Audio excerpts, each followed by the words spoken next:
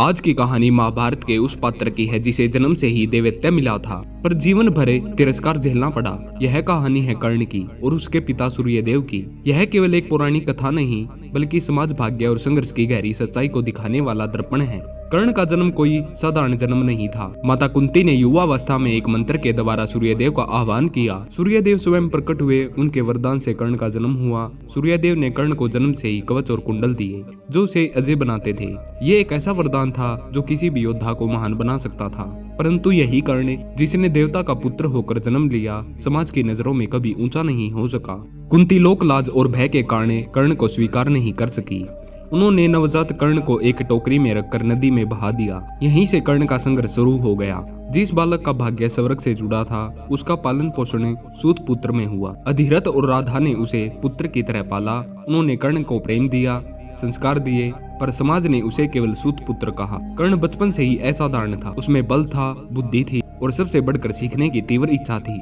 वह धनुष विद्या में श्रेष्ठ बनना चाहता था, लेकिन जब वह गुरु द्रोणाचार्य के पास गया तो उसे केवल उसकी जाति के कारण अस्वीकार कर दिया गया। उस दिन कर्ण ने पहली बार जाना कि समाज प्रतिभा नहीं पहचान देखता है। कर्ण ने हार नहीं मानी। वह परशुराम के पास गया और स्वयं को ब्राह्मण बताकर शिक्षा प्राप्त की।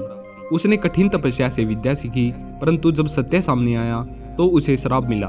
यह श्राप नहीं बल्कि समाज के झूठ और भेदभाव का परिणाम था। कर्ण हर जगह अपनी योग्यता साबित करता रहा, पर हर बार उसकी जाति उसके सामने खड़ी हो जाती थी।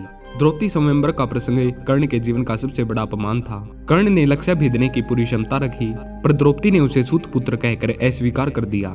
उस क्षण कर्ण की आंखों में केवल अपमान नहीं बल्कि टूटे हुए स्वाभिमान की आग थी। वह समझ गया कि समाज उसके लिए हमेशा दरवाजे बंद रखेगा, चाहे वह कितना भी योग्य क्यों न हो। यहीं से कर्ण का जीवन एक नई दिशा में मुड़ गया। दुर्योधन ने उसे अंग देश का राजा बनाया। यह पहला अवसर था जब किसी ने कर्ण को उसकी योग्यता के आधार पर सम्मान दिया। कर्ण ने दुर्योधन का साथ इसलिए नहीं दिया कि वह अधर्म चाहता था, बल्कि इसलिए कि पहली बार उसे सम्मान मिला था। कर्ण का हृदय कृतज्ञता से भर गया। सूर्यदेव कर्ण के जीवन में केवल जन्म देने वाले पिता नहीं थे, वे उसकी पीड़ा जानते थे। युद्ध से पहले सूर्यदेव ने कर्ण को स्वप्न में दर्शन दिए और उसे सावधान किया। उन्होंने कहा कि वह अपने कवच और कुंडल किसी को ना दे, क्योंकि यही उसकी रक्षा है। लेकिन कर्ण का धर्म उसके जीवन से बड़ा भी था। जब इंद्रदेव ब्राह्मण के वेश में दान मांगने आए तो कर्ण ने बिना संकोच अपने कवच और कुंडल दान कर दिए। ये दृश्य कर्ण के चरित्र की सबसे ऊंची मिसाल है। वह जानता था कि यह दान उसकी मृत्यु का कारण बन सकता है, फिर भी उसने मना नहीं किया। कर्ण के लिए दान और वचन निभाना जीवन से ऊपर था। सूर्यदेव ने उसे शक्ति प्रदान की, पर कर्ण ने समाज और भाग्य की मार सहते हुए भी अपने आदर्श नहीं छोड़े।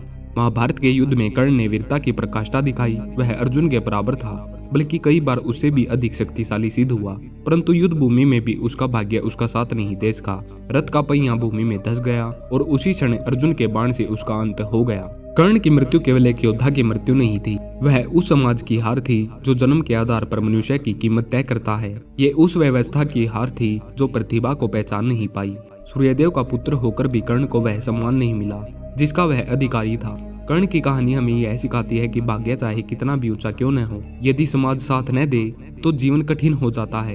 पर साथ यह भी सिखाती है कि सच्चा महान वही है जो कठिनाइयों में अपने धर्म, अपने मूल्यों और अपने स्वाभिमान को नहीं छोड़ता। कर्ण आज भी यह प्रश्न पूछने पर हमें मजबूर करते हैं कि हम किसी को उसकी पहचान से आंकते हैं या उसकी योग्यता से। उसकी कहानी केवल अतीत की नहीं बल्कि आज के समाज की भी सच्चाई है।